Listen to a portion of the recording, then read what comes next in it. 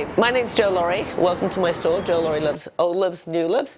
Women-owned B Corp, 8% goes to reproductive healthcare. My background is in fashion, and now we do interior design. I had a jewelry line, a hat line, a clothing line, a fashion stylist, prop stylist. Started off doing bars and restaurants. My first bar was in London, the original Nylon. And now we do everything from residential, hospitality, and commercial. We've been published on 3 continents, in Australia, New York, in the States, and in London. You mentioned before that you moved from the UK to New York, so I was just wondering the reasons behind the move. I initially wanted to stay in Europe, but having lived in Barcelona for 3 months and then tried Milan and being dyslexic, there was no possibility of being able to get any type of employment there. So I came to the States just because obviously they speak English. Mm-hmm. And how long have you been here? Going on 30 years now. And within that time, how have you noticed things change, if at all? Well, I'm fortunate being out of the States quite a bit. I think when you live, I've only ever lived downtown Manhattan. I've traveled a lot around America. I can talk about the process of gentrification in this neighborhood, which is quite mind-blowing. Okay. But I think there's the same process of gentrification in any city.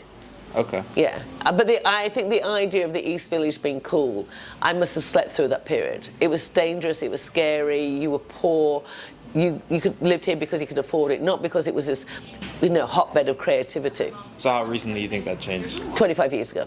25 years, okay. Oh yeah, people left 25 years ago. When they had kids, they went to Brooklyn. So basically, yeah. And I think now you've got the sort of new generation of people in the East Village thinking it's sort of cool. Okay. But none of my staff have lived in Manhattan for 20 years. Okay. And you also talked before about your transition from fashion through different design paths. So what similarities do you see between interior design and fashion, and what differences? I think it depends what type of interior design. When you're doing somebody's home, you very much have to cater to what their taste is and what their style is. When you get to do hospitality, you get to be more creative, which is my favorite. I think it's all about creativity. I think you just go from like working in a 3D space and working on a body. But I think interior design has a different life expectancy. If it's somebody's home, they might do it once every 20 years. If it's a restaurant, it's a few years. Whereas fashion, I think for a lot of people is a lot, they change it a lot more often than they probably do their interiors. Especially now, I feel like fast fashion. Oh yeah, that whole fast fashion. Yeah. And you did just touch on it, but you specialize in residential, hospitality, and commercial. Commercial, yeah. So you said hospitality was your favorite? I started off doing bars and restaurants. Mm-hmm. I don't know if you've heard of Nylon magazine, but I came up with the original concept of Nylon, New York, London. Okay. Back in the day.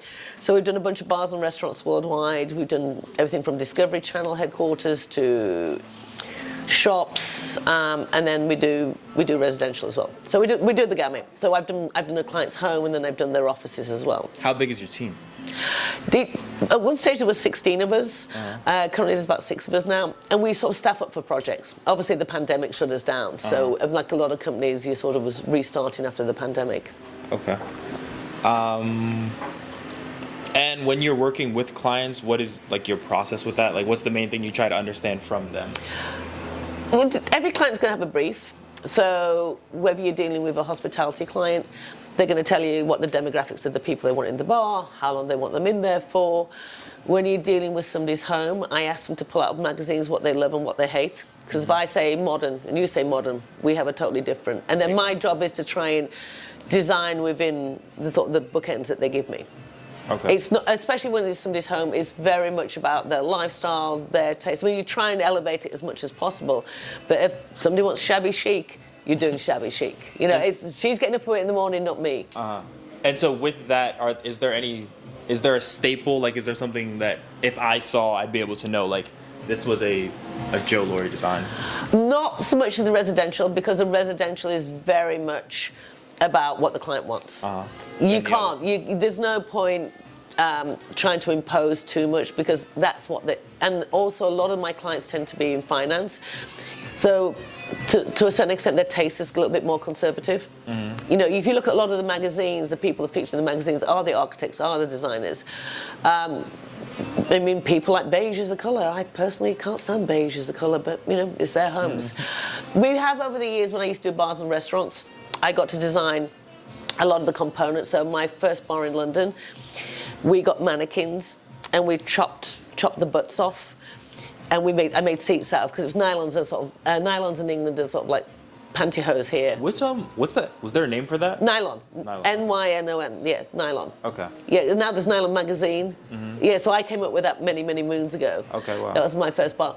And so we joked at one stage we were going to put an ad in the London Times saying we had 40 arseholes for sale, because we literally had 40 butts. Because we chopped the butt. So yeah, I do enjoy it. And especially when and I just finished this one on Central Park. I did this fabulous, like $150,000 display. I mean, yeah, you do get to design certain components for every house. I also saw the Brooklyn house. I was just looking through the website. I was a fan of that one. Yeah, that I loved, and I haven't. I need to update my website. There's a whole bunch of stuff on there. But yeah, as much as possible, you try and bring some type of bespoke element into a home, because otherwise they can just. Yeah, it's once again, it depends on their taste levels, their budget, and what they feel comfortable with. Okay, so how would you describe yourself, and is that expressed at all through your work? I definitely would tend, I think, more towards a British sensibility, a little bit more eccentric. I think our design sense coming from Europe is slightly different from the Americans. Like, I came here and Tommy Hilfiger was the thing, and Donna Karan, whereas I left with Vivienne Westwood and Galliana. So I think we tend to be. I think I don't know what the word edgy is, but I think it's a little bit more individualistic. Like, you'll go to England and you'll see women in their 70s with blue hair. You know, Americans, I think, tend to be a little bit more conservative in terms of the way they dress, for the most part.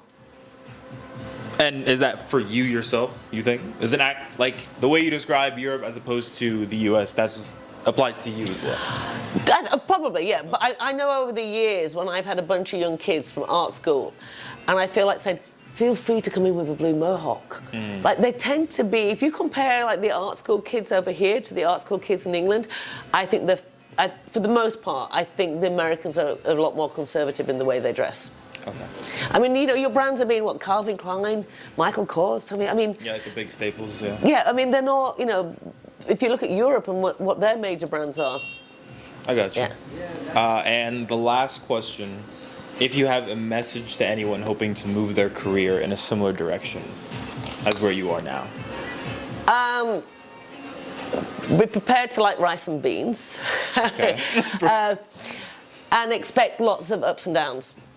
In terms of, like, nobody could have. My business collapsed again in the pandemic. It collapsed in 2010. The waves of society, and the idea that, and I think it's a very, very competitive marketplace out there now. And I think the idea that just because you've got a website or a thing, I think it's tough. And I think this whole thing's a little bit more complicated now with the effective influencers and stuff. But it's. I think at the end of the day, I think you've got to do what you love. I mean that's a terribly old-fashioned idea, but it's like... It's true, though. Yeah, I mean, I couldn't imagine going to some corporate hell for 20 years of my life. Yeah. So basically, when it comes to a design process, I think the first thing you do is you'll get your brief from your client. So if it's, say, a restaurant, they're going to tell you what type of cuisine they're going to intend to cook. You're going to know how many seat covers you want. So, is it a lounge or is it a noodle bar? That's going to affect your overall aesthetics of how you design. When you come to somebody's home, it's very much going to be about how long they plan to keep in the property. What is their lifestyle? Do they entertain? Do they need a cigar room? Do they collect books? And then I have this lifestyle questionnaire. And then you basically try and design based on their aesthetics to maximize their home and their lifestyle. And I normally ask clients to sort of give me a bunch of images that they love and hate, just so I can get a sense of where their taste levels are at. And then, once again, the budget. How much money do we have? That's always a question with any project. I always say to clients, I don't want you to show you a Bentley if I'm on a Ford budget. It's a waste of everybody's time.